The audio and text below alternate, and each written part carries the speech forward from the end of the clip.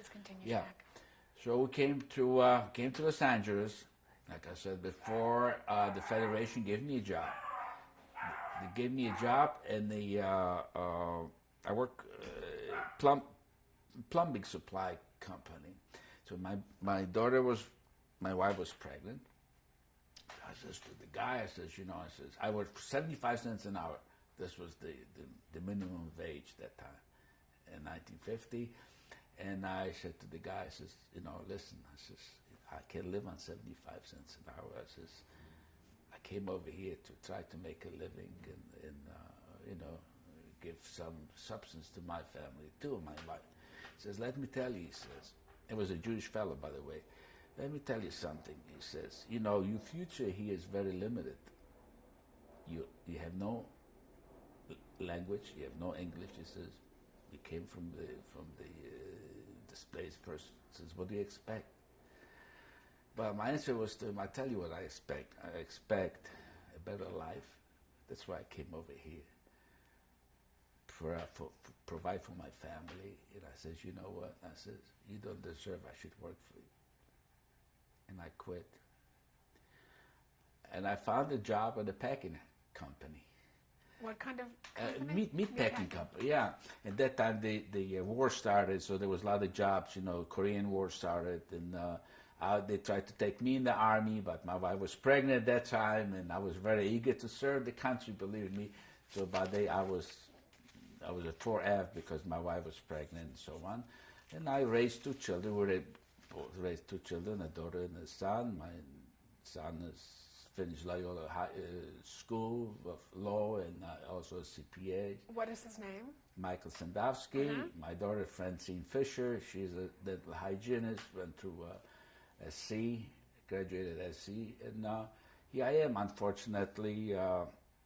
In 1983, we had tragedy. My wife passed away of ovarian cancer. And that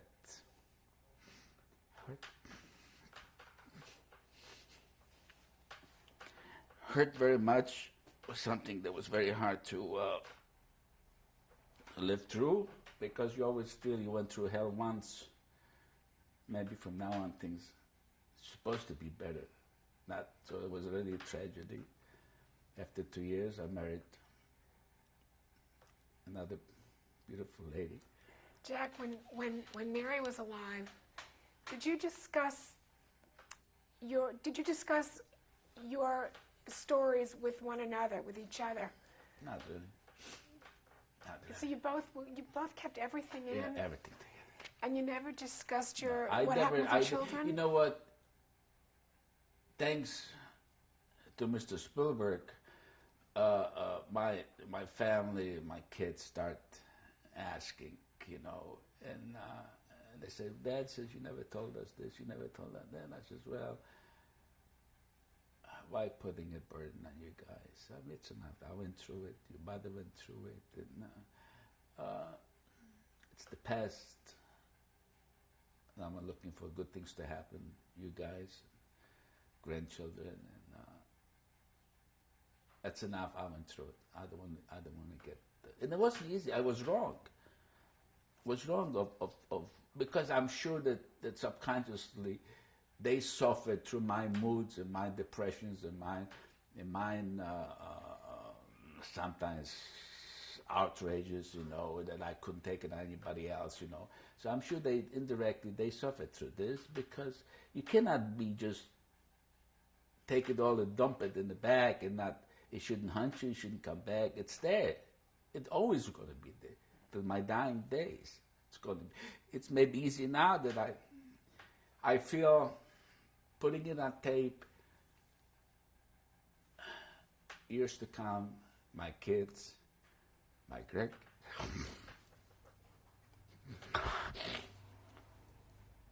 we'll see it, and maybe. And through my experiences, maybe they will be better people. They will be able to deal with people, see what the past was, where they came from, see their heritage. They were, their great grandparents and their uncles and their aunts. So I'm kind of the speaker or the representative of the family from the past. I have pictures. If you'd like to see it, we will later. I'd be glad to show it. I started to ask you before how you have dealt with your pain over the last 50 years. I think I dealt with it the best I could. I think in my own, on the outside, I was probably the outgoing guy, maybe the fun of the party and so on. But in my own confinement, my own shell, so to speak, I probably suffered a lot. Like I said, mentioned that before, there was a lot of dreams, living through all that. What I'm telling you now, from time to time, not everything, but certain things I lived through, certain things I like Lordine would tell you, sometimes I wake up, I scream. She's what happened. She's at first, now she's used to it. At first it was a very strange happening to her because she didn't know how to cope with it. And I used to tell her, it's fine, it's okay, I'm all right. We're just a bad nightmare, just a nightmare, and it's there, it's the back of your mind. That's all it needs, just anything a little bit, just to trigger it. Just it's a sensor, and your thing can trigger it. I tell you, I watched Spielberg's film, into the last minute. I didn't realize I was so engrossed and I lived through it, that I didn't realize it was done in black and white. Lordy says to me, "Gee, wasn't it nice? It was done in black and white." I said, "What do you mean it was done in black and white?" I said, I didn't know. I didn't realize it was done. And I think if it would be done in any other color, I think it would lose all the intake, the inside of it. So I mean, it's like I say, like I told you that before. Whatever you hear from me or hundreds of other people, it was 1,000 times worse. And I hope and I pray that nobody in this world should ever have to go through it or deserve, no matter who they are, no matter what they are, deserve to go through 4 years of hell. From a beautiful home, from parents, grandparents, to be disgraced, to be done to unhuman conditions, not to be human. There's nothing there, just skin and bones. That's all. After your experience, and you have brought up 2 children, did your children have a Jewish education? Oh yeah, yes. By fact, my son went to yeshiva in Denver. Finished. My daughter was going over here to Temple, on Sunset Boulevard at that time, to the Hebrew Academy. I mean, they were. So my kids were raised in a Jewish. So you raised your children in a very traditional home. Yes, we did. At first, we belonged to Bet Jacob congregation over on the Olympic Boulevard. It was Orthodox shul, and now we belong to Temple Bet Am on La Cienega. It's easier you have to compromise in life. So my wife likes this type of services and so on. She understands better, so I'm glad that she's joining me, so we can go on Shabbat morning and sit together and pray together. Yeah, Laura Dean is American-born. Yes, she is. She was born in San Diego, and that's why I'm telling her even now. I says, "You were in San Diego. You could have sent me a package or something." I said, "If I knew, I would." That's right. Jack, is there a message that you would like to leave to your children and your grandchildren and the rest of the world? Well, I would only say to my kids and my grandkids that You have a very rich heritage. You had beautiful, great parents, and with a beautiful family. And just live a life of love. Don't hate anybody, because it doesn't pay. And just be human being. Just love your neighbor. And always forget, I'm sorry, don't forget, always remember where you came from. And give the world the best that you can to your ability. Thank you.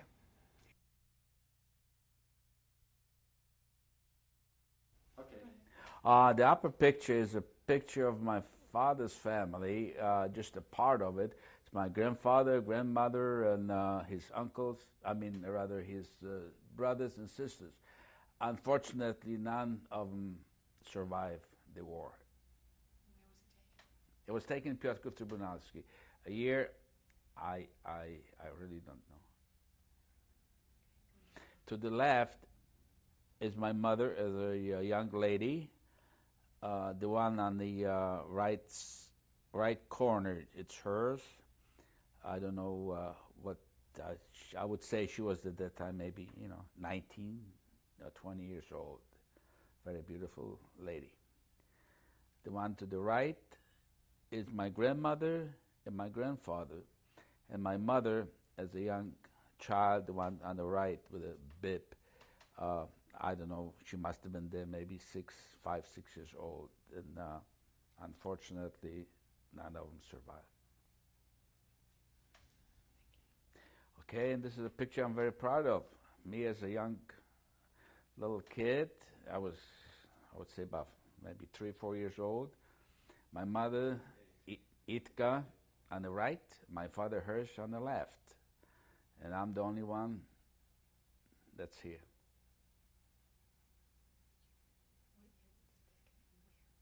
Were taken in Piotrków Trybunalski. All those pictures were taken in my hometown. Okay. This is a picture taken in my class in school in Maria Konopnicka, and these are 3 very close friends of mine. I'm right in the middle there. I think this picture was sent to us from Australia. This is just. To best of my knowledge, none of the children survived. Jack, will you point yourself out? And I'm right over here, the handsome little guy.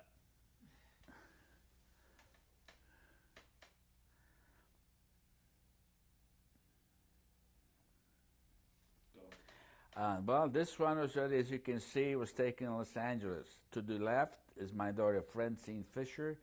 To the right is my daughter-in-law Linda Sendowski.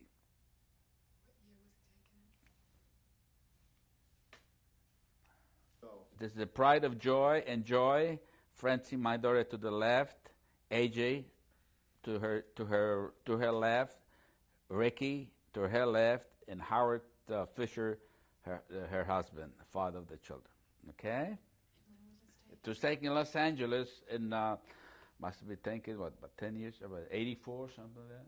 No, that couldn't be 84. No. I mean, about 90. Okay. So my son Michael.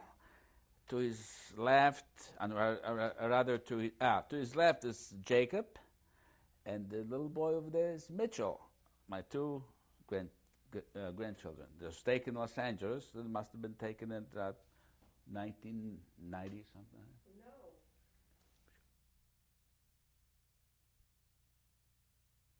No. Moshe Sendowski. This picture was taken in Israel. He's a famous sculptor, and he's presented one of his sculptures to the Prime Minister of Israel, Herzog, and this is his wife to the left. And this is the kid that survived the wicked basket, and I'm so proud of.